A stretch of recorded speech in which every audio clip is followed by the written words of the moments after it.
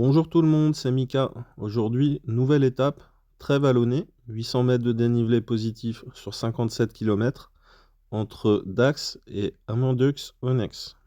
Pour ceux qui veulent chercher sur la carte, c'est très proche de Saint-Palais. J'ai profité d'une bonne journée de repos à Dax où j'ai été à la balnéo pour me refaire au niveau musculaire et ça m'a fait beaucoup de bien. Par contre, je n'ai pas pu réellement visiter la ville parce qu'il a plu toute la journée et c'était assez décourageant. On me voit ici dans Dax en train de m'échauffer tranquillement pour cette étape qui s'annonce difficile.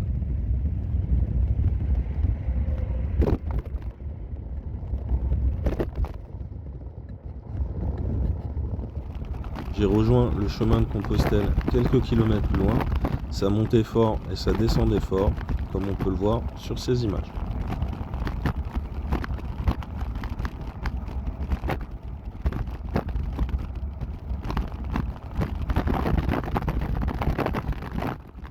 À présent, voici une petite photo prise près du village de Cagnotte, dans un endroit que j'ai trouvé particulièrement beau.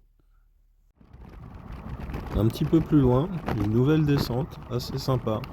À noter que je prends maintenant systématiquement le réflexe de regarder la suite du parcours sur le GPS avant de lancer une vidéo pour éviter de me tromper de route.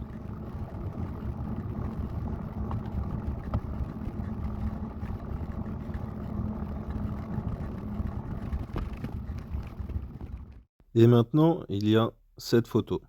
J'ai pas mal de choses à dire dessus. Le chien qu'on voit s'est mis à me courir après en m'aboyant dessus. Heureusement, je connais un petit peu les chiens et je peux donc vous donner quelques réflexes de base à avoir dans ce genre de situation. La première chose à savoir, c'est que les chiens ont un instinct naturel de chasseur.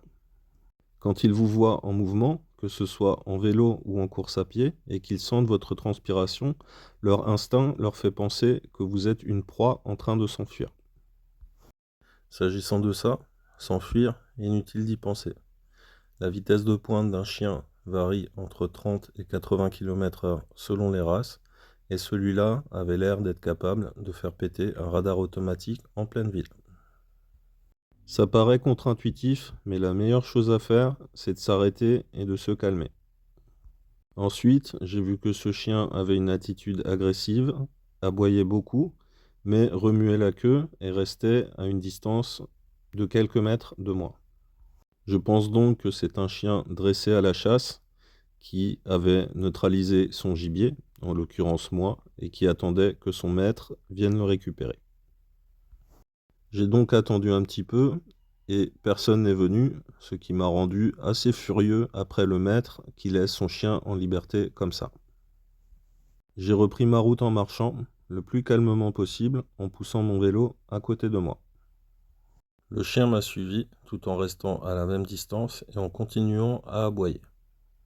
Je l'ai regardé dans les yeux quelques secondes pour qu'il comprenne que je n'étais pas une proie mais un prédateur et qu'à présent il allait falloir qu'il me foute la paix.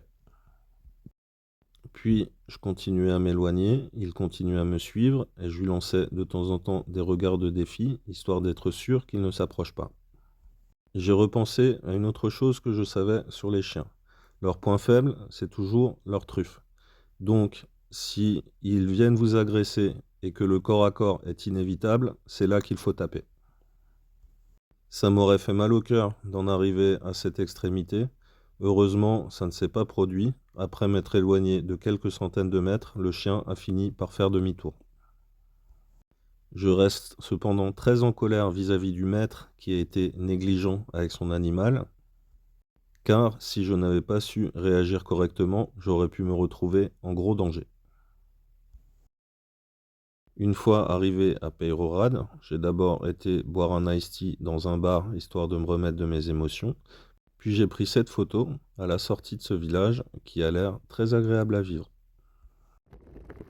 Par la suite, il y a eu une petite section gravel et je dois dire que c'est beaucoup plus compliqué les lendemains de pluie.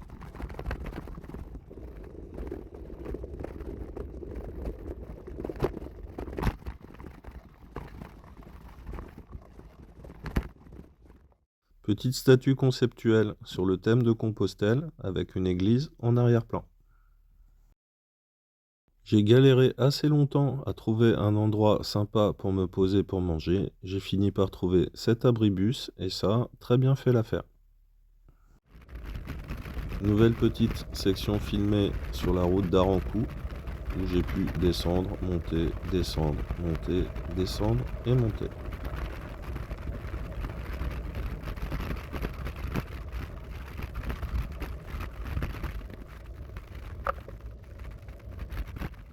Arancoux, dont voici d'ailleurs l'église.